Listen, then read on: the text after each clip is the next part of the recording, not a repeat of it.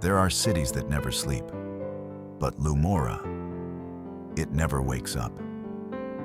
Once, Lumora was called the City of Dawn. It was built at the edge of the world, where the sun kissed the ocean each morning. People from all over the continent came to see its golden mornings, to bathe in its purest light, to begin again.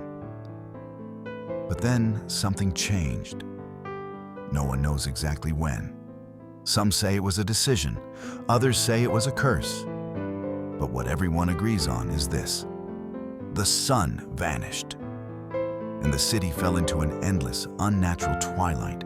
Not night, not day, just stuck in the in-between.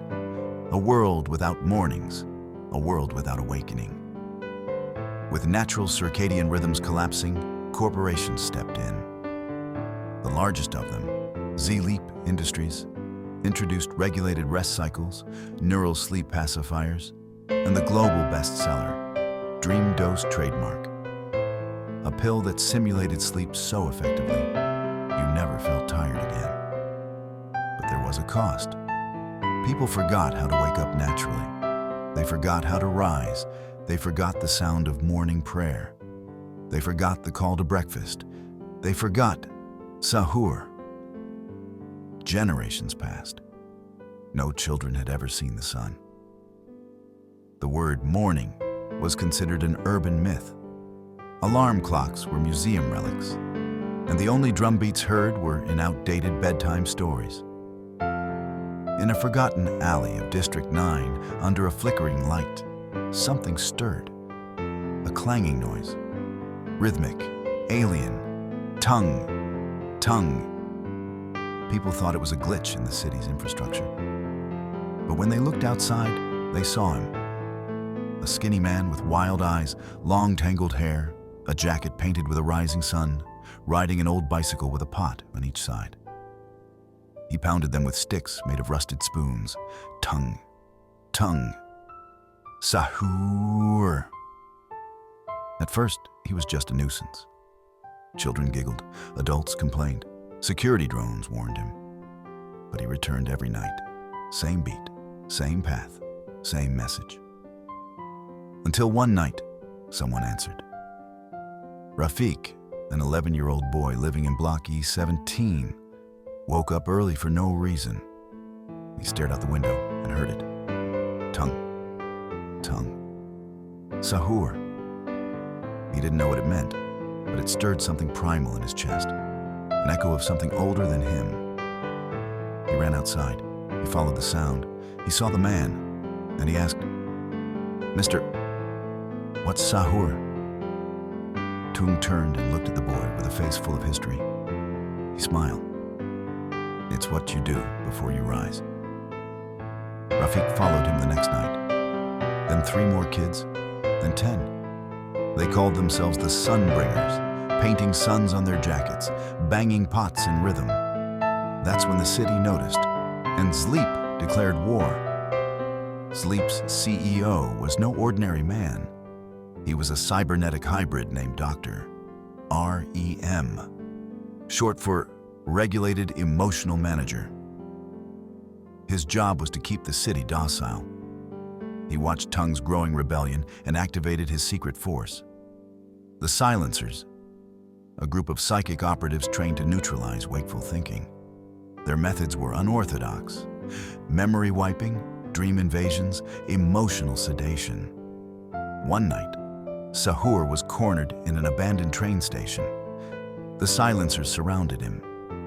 One of them whispered, "You are disrupting the rhythm of rest.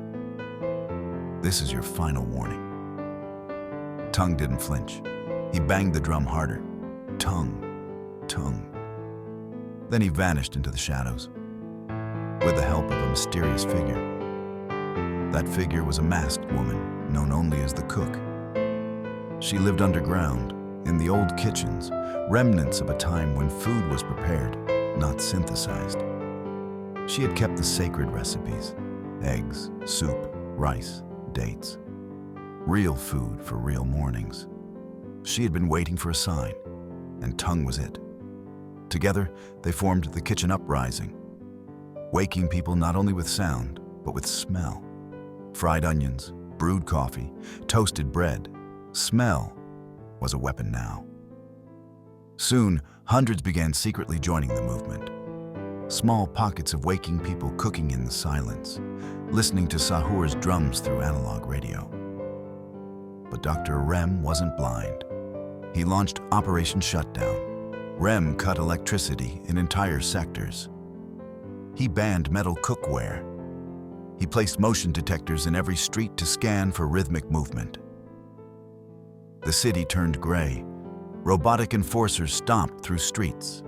Drones sprayed a fine mist of dream suppressant. The resistance scattered. Tung went silent for 10 days. The children cried. Rumors spread that he had been captured, that the sun had given up. But on the 11th day, something strange happened.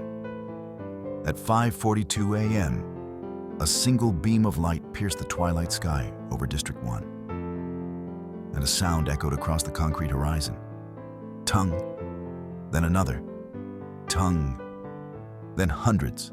From every balcony, every window, every stairwell, people banged pots, pans, kettles, drums, lids. The noise was chaos. Beautiful, waking chaos. Dr. Rem screamed.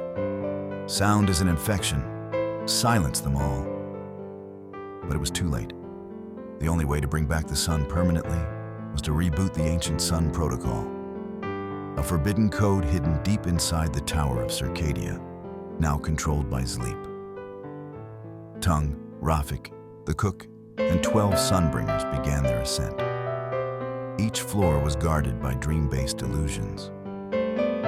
On floor 13, their worst fears were weaponized.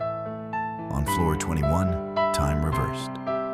On floor 28, they had to relive memories of the darkest moments in their lives. Many turned back, but Tung kept banging his drum. Rafik kept shouting, "Wake up!" They reached the top, the control room, just as Dr. Rem arrived in a massive dream mech powered by the collective sleep of 10 million citizens. A battle began, not of weapons, but of sound.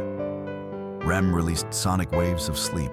The team countered with drums and alarm clocks. The cook opened her thermos and released the smell of garlic butter and paratha. Rem staggered. Tung shouted, "Play it now!" Rafik pulled the ancient lever marked Proto-Sun.X. The sky rumbled. Riem screeched, "No, they're not ready." Tung replied, "They don't need to be ready. They just need to remember." And with one final beat, Tung. The system rebooted. The tower cracked. The dream grid shattered. And the sun, glorious, golden, and blinding, rose. It wasn't perfect. People had headaches from real light. Some missed their pills. Some grieved the silence. But every day, more and more woke up early, cooked breakfast, walked outside. Tung, he left. No one saw him go. Some say he walks other cities now, cities where the morning still sleeps. If you ever hear it, the faint echo in the distance. Tung, Tung, Sahur, don't be afraid. Just wake up.